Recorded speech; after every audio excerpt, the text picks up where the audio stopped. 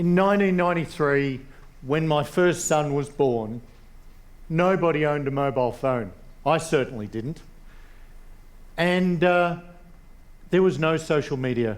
Didn't have Facebook, didn't have Twitter, there was no Instagram, Snapchat. When you wanted to tell the world important and not so important events in your life, what you had to do was get a big pile of change and find a public phone. And that's what I did. I had a long list of family and friends that I wanted to call to tell them the exciting news about our son's birth. So I lined up all the coins and I went through and I called them one at a time because I was very excited. I have a very strong sense of family history. And so another child to carry on the Keys name was important to me. When I finished, I went back inside and I saw my wife and doctor to talk about our future. And that's when he told us that Aaron had Down syndrome. We had no idea before he was born that he had a disability. I didn't know what this would mean for him or for us, but I knew that it was going to have to change the way our lives would go into the future. It was a lot to take in.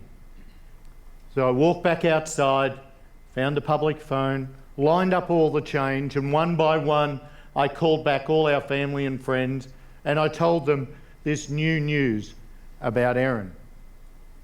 Luckily for me, my wife Mel is a social worker.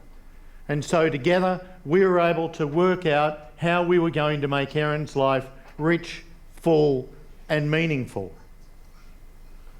That journey over the last 23 years through the disability community has been fantastic. I've been involved in a range of organisations like the Down Syndrome Association, Special Olympics, which is sport for people with an intellectual disability, and as a board member of the Australian Government's National Disability Insurance Scheme, a scheme that is like no other in the world and that will change the lives of people with disability, not just in Australia, but will have a ripple out across the rest of the world. But I'm here to talk to you about something that's really consumed a lot of my time in the last 6 years: the right to own your own home. Since the dawn of time, man sought shelter and warmth and security. We started with caves, then we built buildings. We made sure they were secure, warm, and they gave us the community that we needed. They gave us the opportunity to grow and develop. Now, there's a social scientist called Abraham Maslow, and he developed a hierarchy of needs. And for those of you who've not seen it before, it's shaped like a pyramid. And at the very bottom is the physiological needs. And they're things like food and water and warmth. Then we have safety and security of yourself, of the people around you, of those things that you need to move forward. The next level that supports is love and belonging, of family, of friends, of relationships. Then we get to our self-esteem that allows us the confidence to go out into the world. And then finally, self-actualisation, the creativity in our lives, the lack of prejudice, the ability to go and solve problems. But without that basic physiological need of security of home, somewhere safe to retreat to, somewhere to go forward to from the world, it's very, very difficult to build a normal life, an ordinary life. And so many of us, I'm sure many of you, will expect that at some stage in your life you will own your own home. I'm sure you will. It's the great Australian dream, isn't it? To own your own home. And yet, for many people with a disability, there are very significant challenges that many of us without a disability may never face. For those with a physical disability, you need to have homes that are designed and built to support your needs, to be able to move around and function. And there's a lot of work to be done, and we're well down that road with more work to do. But if you have an intellectual disability, you have very different challenges facing you. And if we think about where our current views on housing for people with an intellectual disability come from, typically they come from a very paternalistic model that was developed way back in Victorian England, where people said, why don't we try to provide some institutional accommodation that will support people with disabilities and mental health issues? But these institutions became ghettos, where people with disabilities had their dignity removed, their choice, their control, and their hope for the future. So then we moved on to the ideas of group homes. Now, if you're not familiar, group homes, which are typically for people with an intellectual disability, normally accommodate 3 to 5 people, but they're normally built around a suburban house model. So those people will have a small room. They'll probably share common utilities like bathrooms, kitchen, lounge rooms. Now that may sound like what a lot of us went through when we left home or we went to university. But people with intellectual disabilities in group homes can end up being stuck there, and they could be there for decades. So I ask all of you, have a think back to when you were sharing with friends or just some people you knew. It wasn't too bad, but would you still want to be doing it when you're in your 30s, 40s, 50s and beyond? Mel, my wife and I, when we have been bringing up our son, we've been always looking towards his next stage of growth and development, like many parents were. Aaron is now 22. He's done many of the things that someone of his age would want to do. He's been to high school, he's graduated, he's got a job, he has a fantastic circle of friends, loves his football, go Cats, and he loves life. One of those friends, back in 2008, had just moved into a brand new social housing project, and he invited Aaron over for a birthday. I was over there helping out, and I looked around and I went, this is pretty nice. This might be something that would work for Aaron when he grows up and he needs to move out. So I started investigating, what does the social housing waiting list look like? I was staggered. In the ACT alone, back then there were 1,600 people on the social housing waiting list.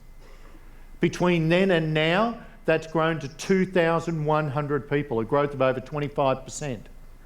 So I started to look across Australia. There's almost 150,000 people on the social housing waiting list across this country.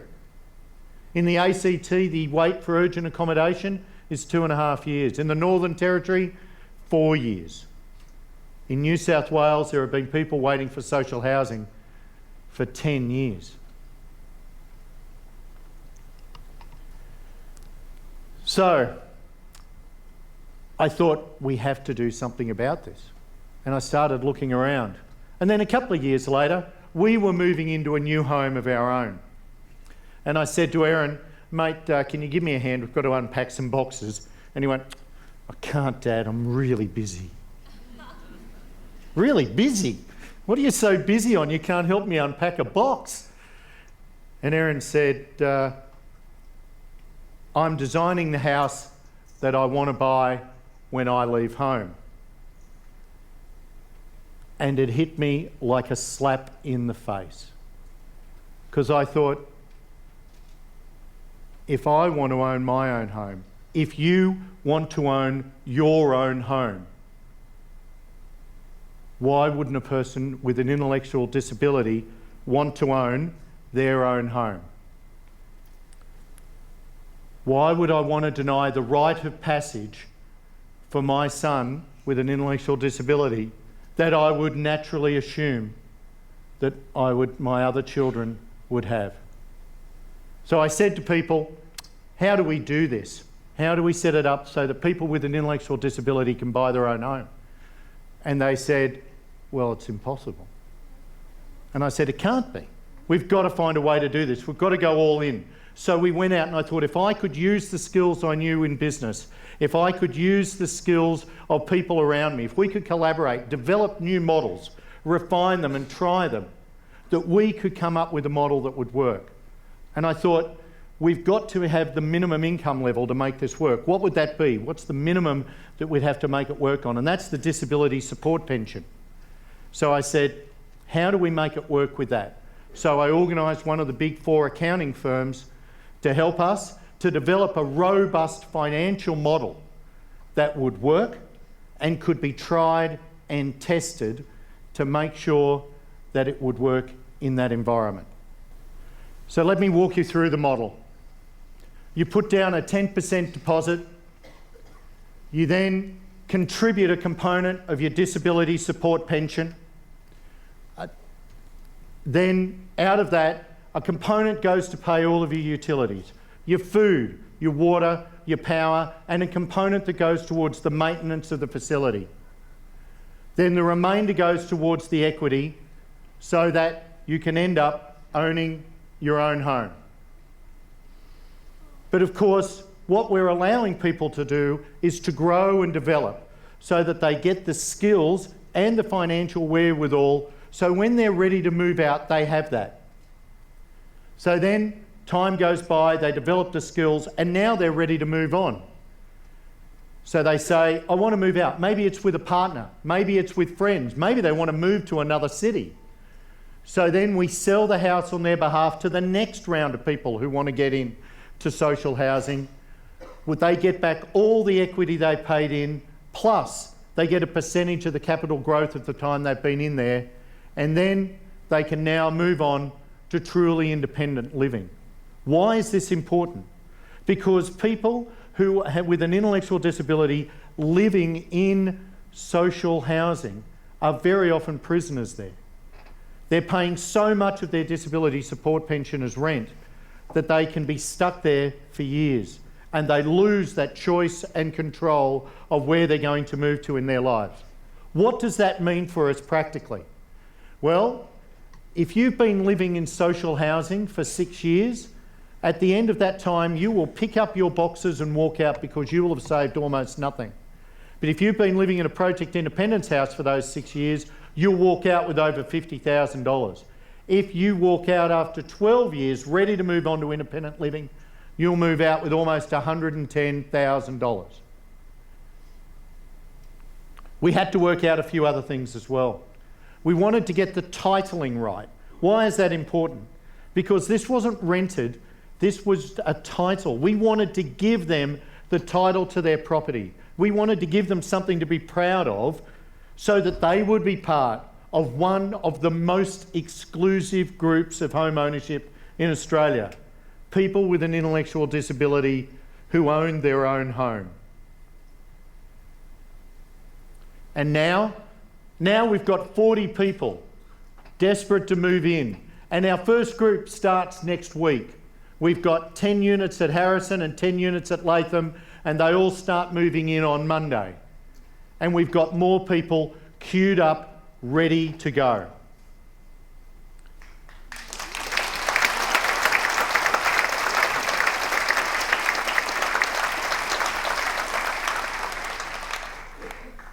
But what does this mean for people with an intellectual disability?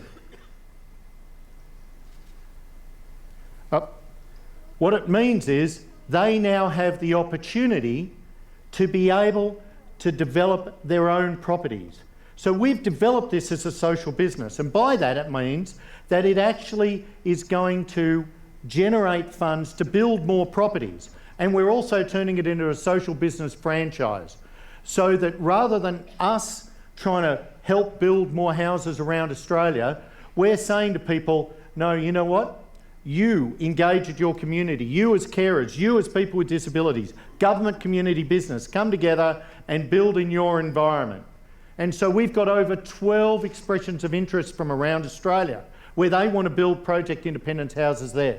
And we've had our first inquiry in the US that want to build a project independence house in St. Louis.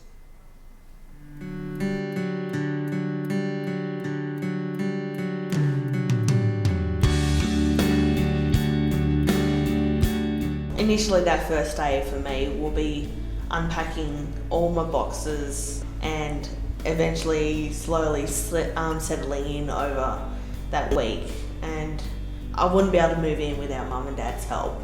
That will be a big day for the three of us, and certainly an emotional one because I am moving out of home, and of course, being an only child, it's a big journey. Along with that, we've got the peace of mind that Samantha is going to be somewhere where she can be happy, she can be safe, she can be secure. and it gives her that thing that she's wanted, that independence.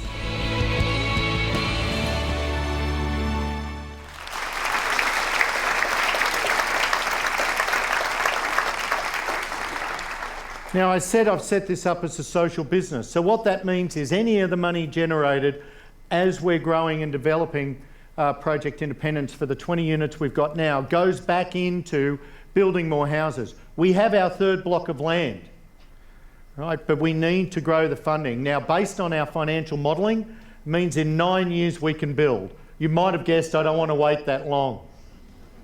So we want to try and start to raise the money now. We need to fit out the houses. We need to do the design work. So we've gone and set up a crowdfunding site at chuff.org. And I'd ask you to tell all your friends, go to it, have a look and see the one thing that you can do to help one of the most marginalised and disadvantaged groups in home ownership. But I'd ask you to put it in a broader context, because we believe that if this model will work for that disadvantaged and marginalised group in home ownership, why can't it work in others? We believe that this model can be applied to help lots of other marginalised groups, like women escaping domestic violence who've left everything at home, older women without savings or superannuation and nowhere to live, refugees entering our community. The Project Independence model has the opportunity to revolutionise how home ownership is done for our most marginalised, our most disadvantaged, not just in this community, but in every state, every community, your communities throughout Australia and the world. I'd like to finish with one final story. This is Lee. Lee is very excited to be moving into a Project Independence house next week. Lee's 58 years of age. For the last 28 years, Lee has lived in a group home. He shares that home with 3 other men. They share the same shower, the same toilet, the same bathroom, the same kitchen and the lounge room. Lee has no choice who he lives with or how he lives.